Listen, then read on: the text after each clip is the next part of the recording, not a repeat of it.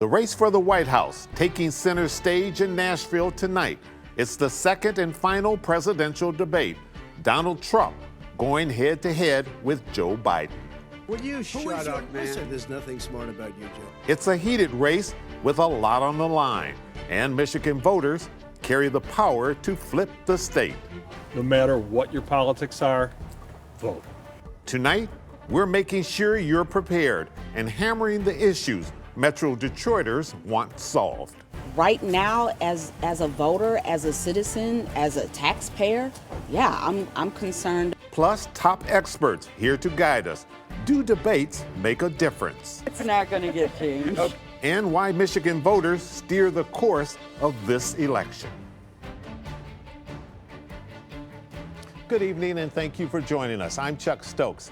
Any Americans still on the fence and not among the millions of early voters will have one final chance tonight to hear from President Donald Trump and nominee Joe Biden in their last debate. Our special coverage begins right now. Tonight's debate at Belmont University in Nashville, Tennessee was supposed to be the third face-off of 2020, but will instead be the second after Trump declined to participate in one scheduled last week after it was moved to a virtual format following his COVID-19 diagnosis. So how will tonight's debate go down? The debate will be divided into 6 15-minute segments. It will last about 90 minutes without any commercial breaks. Each candidate will be allowed to speak on all 6 topics. However, in an unprecedented move, the Commission on Presidential Debates has decided to mute the candidates' microphones during portions of the debate. Under the new rules, Biden and Trump will each have 2 minutes of uninterrupted time at the beginning of each 15-minute segment. Afterwards, both microphones will be unmuted for additional comment. The decision came after the commission met Monday afternoon to discuss potential rule changes to the debate format. They decided the change was needed because of how the first debate began, Biden and Trump, and just the chaos that ensued as a result of it. According to the CNN, the decision on muting the microphones was unanimous by commission members. Kristen Welker of NBC News is the host of this debate and released the topics being discussed tonight ahead of time. Those include the COVID-19 crisis, race in America, climate change, and national security.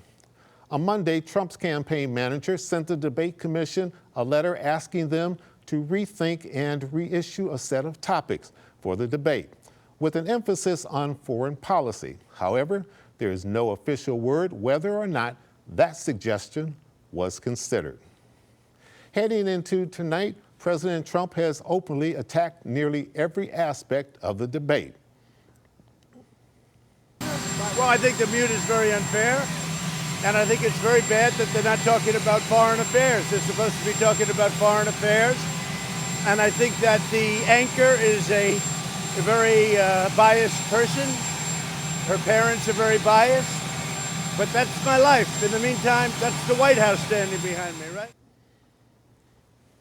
Meanwhile, the Biden campaign has remained pretty tight-lipped about their approach to tonight's debate, only saying this.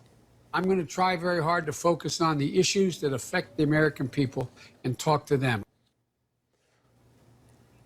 With more than 40 million votes already cast and less than 12 days before election, it's crunch time. According to the most recent Rasmussen poll, Democrat Joe Biden now leads President Trump 49% to 46% among likely U.S. voters. This is the first time in a month that Biden's support has fallen below 50%.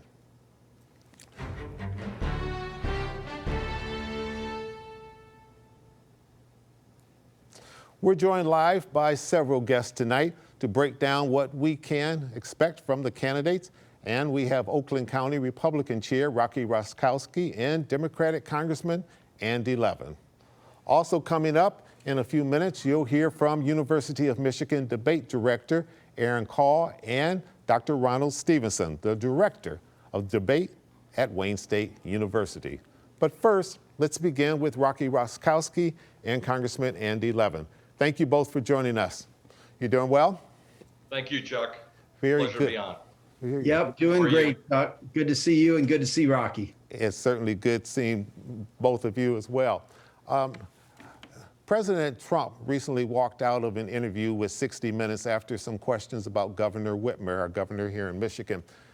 He's now released his own video of the sit down with Leslie Stahl of 60 Minutes, and it's on Facebook. About half of the hour into the interview, about halfway through the interview, about 30 minutes into, the president is asked about the plot against Governor Whitmer and the lock her up chants at the recent campaign rally. President Trump says his supporters started chanting on their own, and he doesn't actually want to lock up the governor.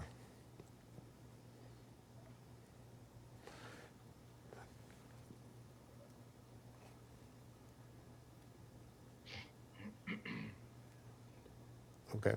What do you two gentlemen, what do you think about this? Obviously some controversy right as we go into this final debate and just days away from the election. You can begin. Rocky Roskowski. I think that it's ridiculous. There is no controversy. The president's own administration and the Department of Justice, led by Attorney General Barr, that the president appointed, had done the investigation and the background and involved the FBI, as well as multiple different federal agencies that were involved in making sure that the governor was protected and that there was a arrest done in the situation and investigation completed to an actual trial in the state of Michigan at the federal level, at the federal courts. So I don't even see why this is even a topic and why even Leslie Stahl brought this up. Yeah. Congressman Levin, your thoughts about this? Yes, I mean, I think if you look at the actual tape of the president's rallies, he's enjoying people chanting "lock her up." He never asked people to stop. He could easily do that. He's he called on people to liberate Michigan. He's repeatedly criticized the governor in sexist ways and ways. He's criticized all the women leading Michigan. And it's just unfortunate. And I think that we all need to work together and to deal with this pandemic. And, I think it's clear he's uncomfortable with strong women leaders, and we need strong women leaders and strong men leaders. We all got to come together to tackle this public health crisis. He's so uncomfortable that he actually appointed one to the Supreme Court, the highest court, the highest bench in the entire country. Andy, the talking points of the Democrats have got to stop. You've got to start focusing on what the real issues are here, and the fact that now it's being uncovered that Joe Biden has been involved in a ring of potentially money laundering and potentially business deals with his son with China and Ukraine. This is actually a bigger story than having the president come out and say, actually, one of the things you didn't mention is lock them all up, meaning all political criminals. And I'm not saying that the governor is a political criminal, but let's stick back to the issues at hand that people are most concerned about. Their jobs, their Rocky, I really don't think people of Michigan are concerned about Republican conspiracy theories about Joe Biden's family and other countries. Those aren't conspiracy theories. Absurd. Those aren't conspiracy theories. Are you willing to go on? Access. Are you willing to go on tonight and make a firm commitment that if they are proven to be true, that you will support the president in his reelection in the next Rocky, I'm regularly briefed on the intelligence as a member of the Foreign Affairs Committee, and I can tell you that U.S. intelligence services consider many of these theories to be literally the creation of Russian intelligence. I'm not talking about theories. I'm talking about the emails and the computers that will come out tonight, because Joe Bobelski is going to be sitting there watching the vice president answer the questions. And hopefully this will come up in this debate. I hope, Chuck and Andy, that this actually will come up in this debate tonight. All right, gentlemen, let me, we could probably debate on that all night long, but in the interest of time, let me ask you another question.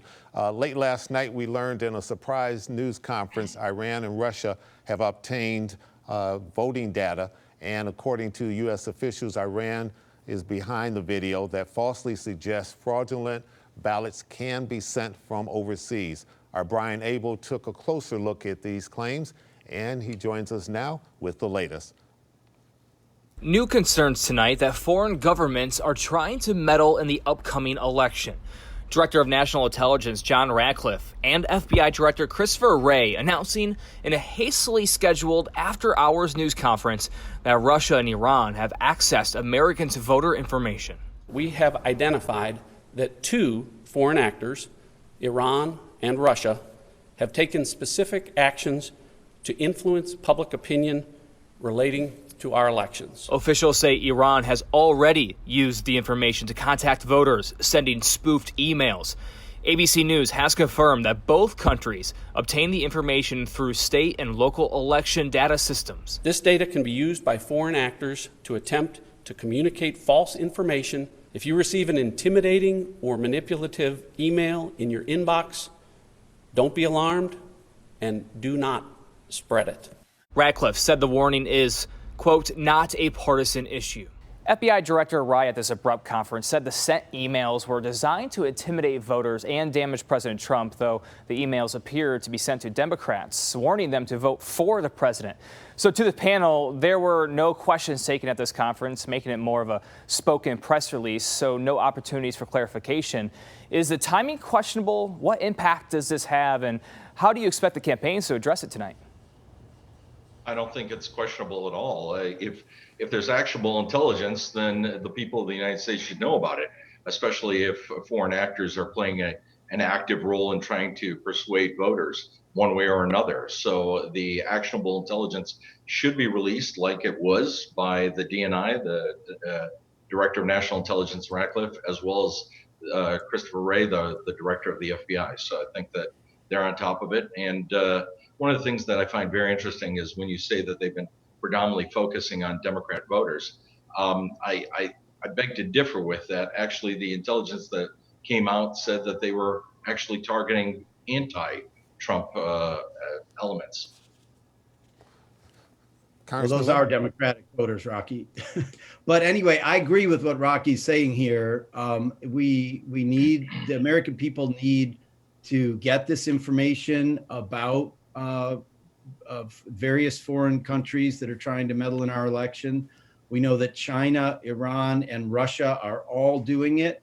And, the latest reports are that, consistent with what we've been told over time, is that Russia is the biggest concern. But I'm very concerned about Iran or China or any country that tries to meddle in our affairs. So I agree with Rocky here. How concerned are the two of you that when the American people hear this type of report, that it makes them say, you know what, why should I even waste my time voting? Because I don't know that my vote is going to be validated. And I don't know that that Russia and Iran and maybe some other foreign country is involved in this. Doesn't it eat away at the integrity of our system? Well, absolutely not. Go ahead, Andy. Yeah, that's their goal. That's their goal, Chuck. But we're all patriotic Americans, and we're going to say no to Russian, Iranian, or Chinese foreign interference.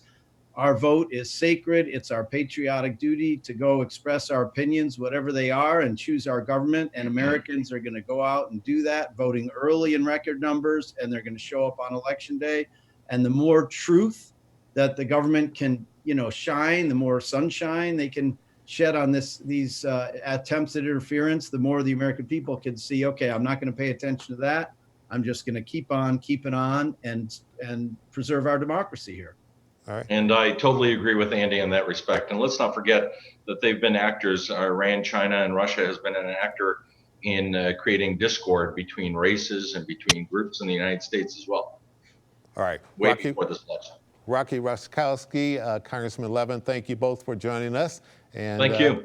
All right. Stay Thanks, safe. Chuck. Thank you. It's our pleasure. All right.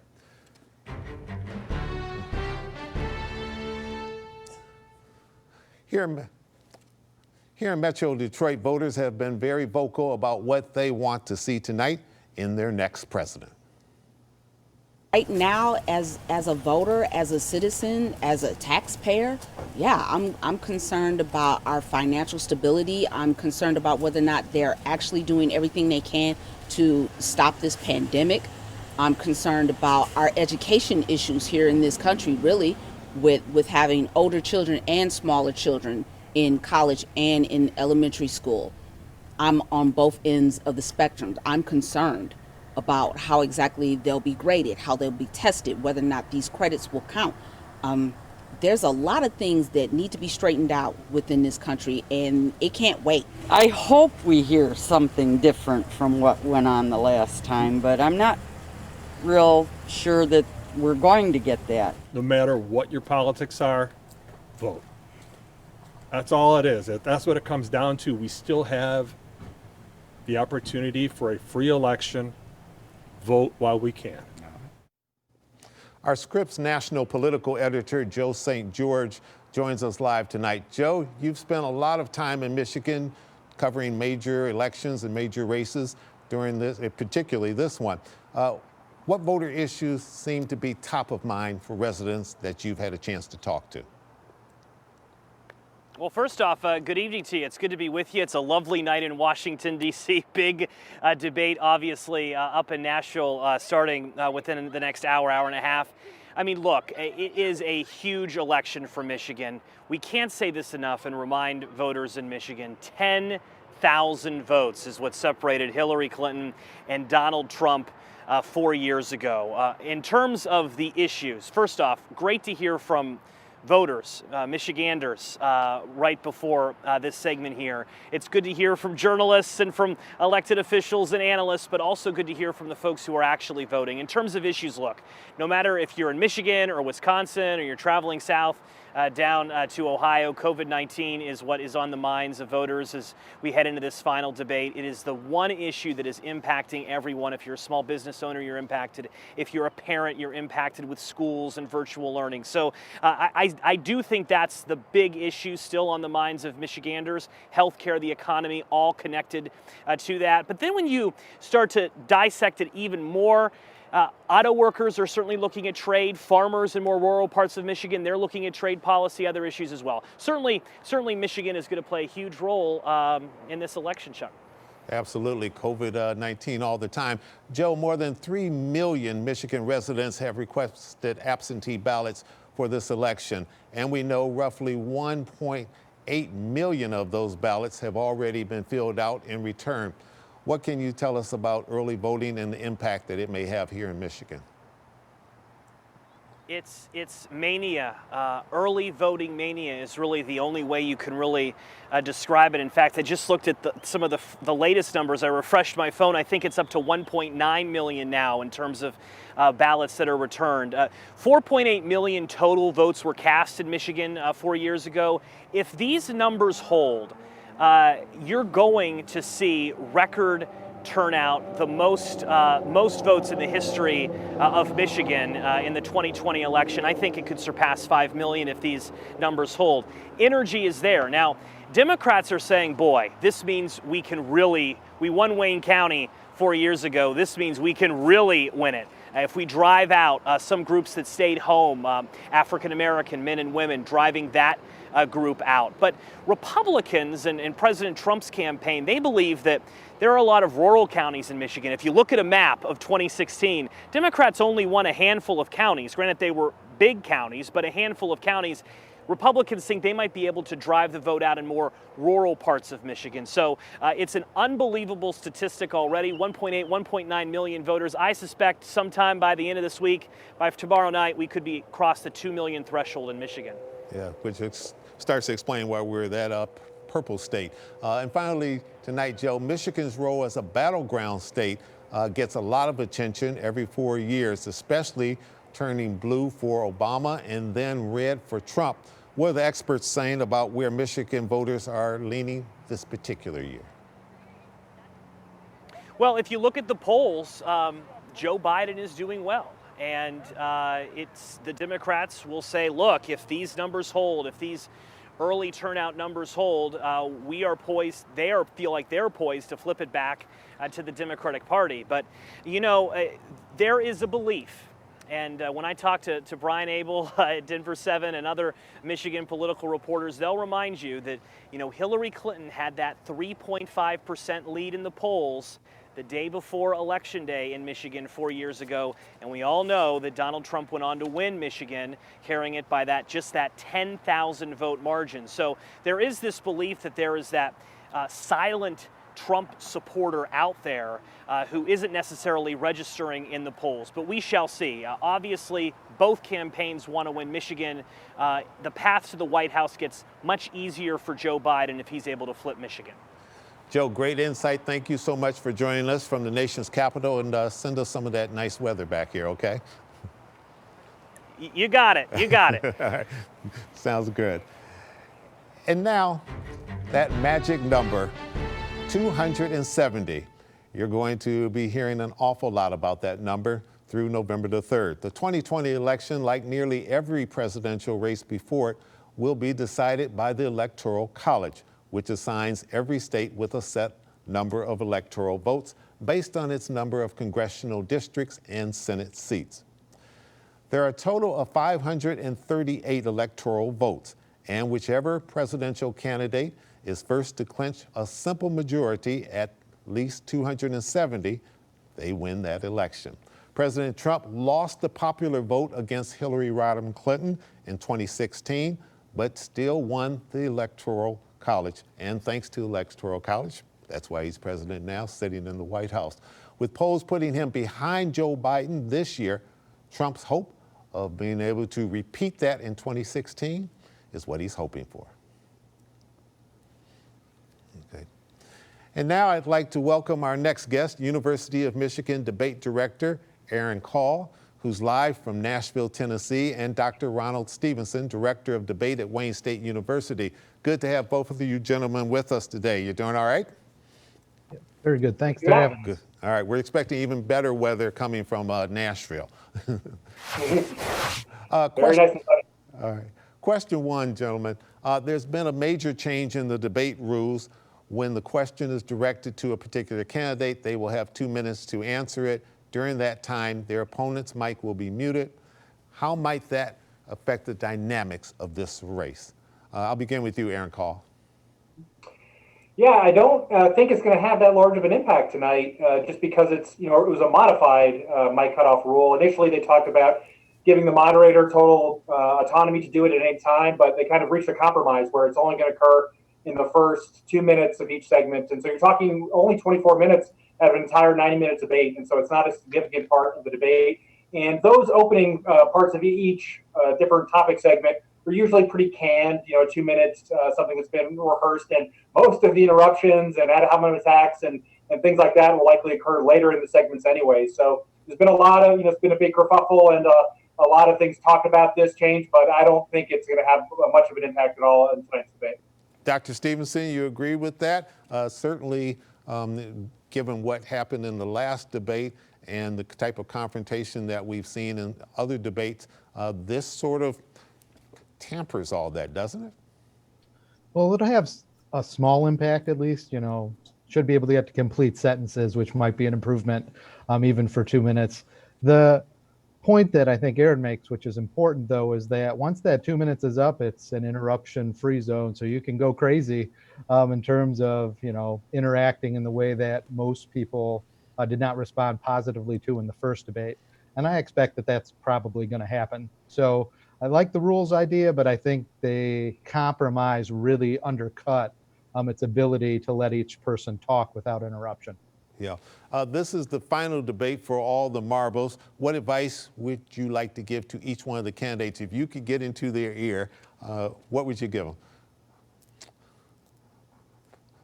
Aaron, I'll start with you. Sure. Sure. For Joe Biden, I'd say do exactly what you did in Cleveland. He didn't have a great debate performance, but he was deemed the winner, and he increased his, the polling in both national and swing states. And I thought he was empathetic at times, and where he had the ability to kind of really lose his cool when his family was attacked and things like that, he turned his cheek the other way and didn't lose his composure, which is important. So, if everything's the same after this debate in the status quo race, I think he'll be happy with that. And so don't do too much. Just above all else, do no harm and don't create a major gap that could reset the race. And for President Trump, I'd say emulate what Mike Pence did in Salt Lake City. He had a pretty good performance, and most of his criticism were on policy issues, things like taxes and fracking and the Green New Deal and things like that. And rather than do ad hominem attacks and attack Joe Biden's family, which I don't think is one of the major campaign issues people want him talking about, stick more to the issues and the contrast between the two parties and the philosophies and how they want to lead for the next 4 years, because a more substantive policy focused thing I think would help undecided voters and just provide a lot of helpful information that people can have in an election only 12 days away. Sure. Dr. Stevenson, what would you like to be able to whisper into the candidate's ear? Well, for Trump, I'm fairly confident this is what people were telling him. He needs to really just let Biden talk. He needs Biden to talk himself into trouble and then take advantage of that. It's pretty clear that the interruptions hurt him. It's pretty clear that if he tries to argue with the moderator, that's not going to help him. And I think what a lot of his supporters want is just for him to talk about his record and what he's accomplished, because that would be such a dramatic change than what he's done in prior debates. Biden, on the other hand, he just needs to stay on message. He really does have to focus on not allowing Trump to get under his skin, which is, when somebody's going after his son, a very difficult thing to do. And he needs to keep the discussion centered on pretty much just two things. It's got to be the pandemic, which he polls very well on. And I think the most recent in relation to this 60 Minutes interview that's going to get a lot of play and airtime over the next couple of days, this discussion where Trump made his statement about he wants to see the ACA overruled. So if he can keep it about healthcare and the pandemic, he's in a good spot. Let me ask you a quick question to the two of you. Do debates make a real difference? At this point, is there really anybody out there that's undecided?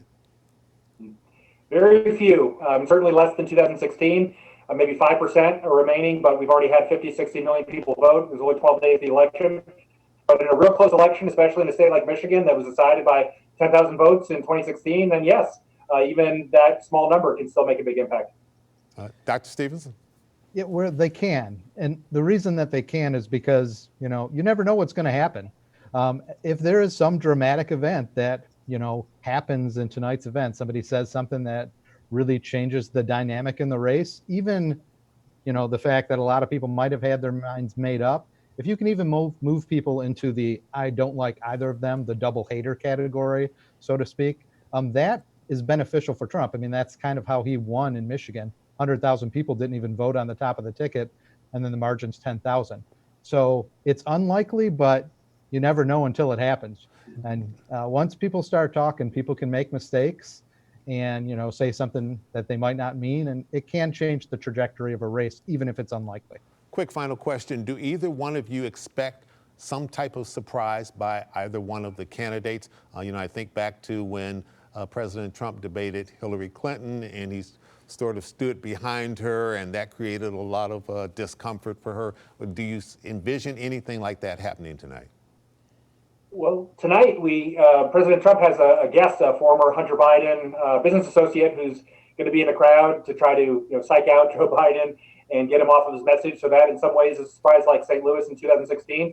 But one thing that Joe Biden hasn't talked about yet is who would he appoint to the Supreme Court if such a nomination existed, and some names or at least a philosophy. Him talking a little more closely about that, I think people would be interested in hearing. Okay, Dr. Stevenson, you get the final word. Yeah, I think that the way that you see a surprise tonight is probably the most likely way that happens is if Trump changes sort of a question and he poses a question to Biden that the moderator doesn't, and Biden attempts to answer it, because that's a pretty good way for him to set a trap. And I think something that he's likely to do, I think it'll probably revolve around the Supreme Court or something in relation to China or Ukraine. Those are areas, given that it's a foreign policy discussion, that I think he can try and get him into trouble with. But I really don't see a lot likely to happen. I think both sides are going to walk away claiming their candidates won, and it's just the march until the election. All right. Dr. Ron Stevenson and Aaron Koth, they're in Nashville. Thank you so much for joining us. It's a pleasure having both of you, and stay safe. Thank you. You too, Chuck. All right. You can bet that security is going to be tight there tonight in Nashville, Tennessee. Protocol for all involved include health and temperature checks, along with surgical grade face mask requirements and social distancing requirements as well. We also know that more than 700 police officers are involved in security, working everything from motorcades to general campus safety. The U.S. Secret Service is also working with local law enforcement to make sure every moment is planned with safety and precision in mind. Thank you to our team for tonight's debate. It's just about to begin. We're not only tracking it from every which way we can, but also here in our studio, but also working out in the field. I'm Chuck Stokes. Thank you for joining us.